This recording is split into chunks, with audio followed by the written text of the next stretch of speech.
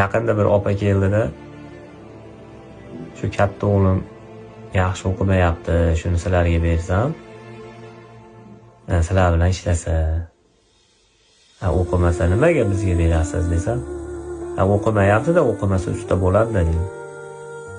Bir jahlim chiqdida, kim aytdi sizga o'qimaganlar usta bo'ladi deb. Biz ham o'qimaganlarni ishga olmaymiz.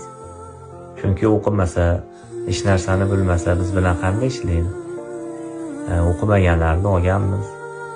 Chala-picha ish o'rganadi, chiqib ketadi. Biz 10 so'm qiladigan narsani 5 so'm qiladi. Bu 5 so'mga ham yarasha qilmaydi-da. Ustalar sha'niga yaxshi gap olib kelmaydi.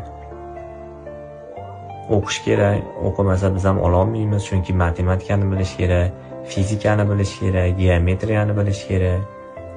Keyin aytdim, masalan, nazlilarni dedim, hamma ustalar o'qimagan bo'ladi. To'g'ri, tabiiy holat ustalarning kiyimi unaqa yangi bo'lmaydi, chunki ish kiyimda bo'ladi.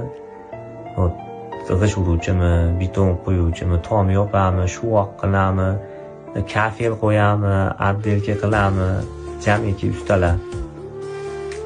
Lekin aytdim, opa, baland binolarda o'tiribsizlar. Shularni ham ustalar qurgan. Hamma usta ham unaqa o'qimagan bo'lmaydi. O'qiganligi uchun zo'r usta bo'lyapti. Eng katta tavakkal umuman tavakkal qilmaslikda. Tavakkal qilish kerak. Shunda yo yutadi, yo aksi bo'ladi. Sirli masalliqni o'zi yo'q. Tentakni masxara qilishadi, o'zlarining chuv tushirishganidan bexabar qolishadi. Qarib ketibsiz. Umr oqar daryo deyishadi.